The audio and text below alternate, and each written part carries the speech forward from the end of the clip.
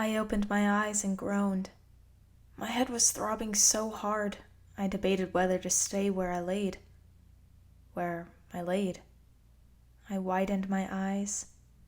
A building had fallen on me. Where the hell was I? It was dark. Very, very dark. I supposed I was deep in the rubble. I had to get out. I couldn't just wait for help that might not come. The city kept going up in the air. I couldn't be here when it decided to drop. I placed my hand right in front of my face and squinted my eyes as much as I could, but I still couldn't even get a glimpse of it. I sat up and quickly touched all my body. Nothing hurt much, so I figured nothing was broken. I felt around me and found my gun. I took out the magazine and counted the bullets. 2. I didn't have any other magazine. If I once had one, it was now lost in the darkness. I charged the gun and put it on my belt. I hoped I wouldn't have to use it in the dark. A weak cough startled me. I snapped my head towards the sound, but I still couldn't see anything. "Who's there?" I demanded. Another cough followed by a soft voice. "Help," the kid said with Sokovian accent. I remembered then why I was under the rubble. I had come into the building after a scared kid, whose voice I was now hearing. "Hey, kid," I called softly, reaching my arms towards the voice. "Can you see me? Can you get to me?" There were some noises of tired footsteps, and a warm presence hugged me. The kid was so small, and he was extremely exhausted. As soon as he wrapped his arms around me, I felt him relax, so much that I thought he had gone to sleep. "You're fine," I said softly as I stroked his hair. "I have to get him out of here." I stood up, taking him on my arms, and started walking in the dark. I used one hand to hold him and the other to feel the space that was in front of me. I started to make a mental map of where I was, and I followed a tunnel that the collapsed building had formed. I figured that if I wanted to find my way out of the darkness, I had to walk until I found some light. I could hear drops of water here and there, probably from burst pipes, and some dust and rocks falling to the floor. I couldn't allow myself to think that the building could collapse even further, because then I would have to think about death altogether. And I was too committed to getting the child out of here to be so pessimistic. I stopped. I turned my head and held the kid tighter. I had a feeling I was going to have to run. There was a noise behind us coming closer. A metallic noise. I took out my gun, ready to use it if I had to. The boy whimpered, and I shushed him carefully. "It's okay." I lied. I started to walk again, faster. Moving in the darkness wasn't easy. I tripped a lot, but I managed not to fall. I kept in mind constantly that if I fell, I would hurt the kid. He would cry, and the robot that I was sure was behind us would hear us. My pounding heart screamed for a rest, but I was still hearing the drag of cables and rusty movement. The thing was, humans got tired. Robots didn't. "Okay," I whispered. I turned a corner and found something to take cover. Maybe hiding was a better option than merely running. I put the kid down, but he wouldn't let go of me. He clutched my shirt and complained in a language I didn't understand every time I tried to get him to release me. I steadied my breath and hugged the boy to calm him. We needed silence for this to work. The metallic sound was getting closer and clearer. It was definitely Ultron. One of his bodies at least. It was close, a few feet away and getting closer and closer. Something hit the wall right next to me. Someone had tackled the robot and both of them had slammed against the wall. "Run!" the guy yelled. I grabbed the kid again and run. This time, I fell and the boy screamed, but I lifted him up and dismissed his wailing. My priority was getting him far away from Ultron. I sporadically shushed at him, and he ended up shutting up. We were going down. I could feel a slight inclination, and it made me nervous. The outside, the air was up, not down. We needed to go up. And then something grabbed my arm. We were going so fast that the boy slipped from my grasp and flew forward. I heard how he fell down, but apart from huffing when he crashed against the floor, he didn't complain.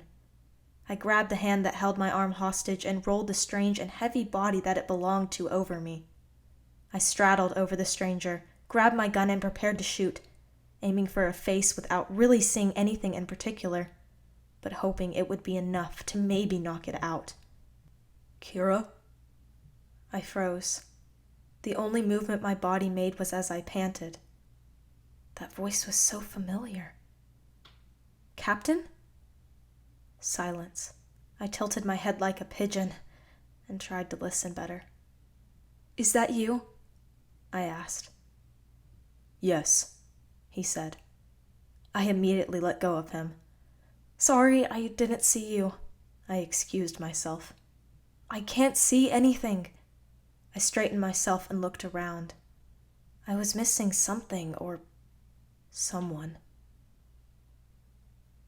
"Kid, where are you?" I called with my arms reaching forward, and instantly the small, warm body hugged my waist again, saying something I couldn't make out and sniffing away his tears. "You can't see anything," Captain Rogers repeated carefully. "No," I said. "It's too dark." I turned towards his voice. "Can you see in the dark? Is that a super soldier thing?" I darted my eyes around to check if I could glance at any source of light. He hesitated to answer for some reason. "Yeah," he said slowly. "Well, then I hope you can see an exit, 'cause the fight is not over and I'm not babysitting," I said, patting the little boy's head. I thought he nodded. I wasn't sure. But I heard him move. If this is how Mr. Murdoch felt all the time, I pitied him immensely. This sucked. "Did you—" I started. "Ultron attacked us earlier. Someone fought him off. Was that you?" "No," he said. "It wasn't." "There must be another agent then. He might need help. That way." I pointed towards where I thought I had come from. "Let's check," Captain Rogers said with a deep voice. It felt reassuring, as if I hadn't done anything wrong. I nodded and lifted the kid on my arms, and reached with one of my hands. I needed a wall or something to guide myself, but then he grabbed it. "Come on," he said.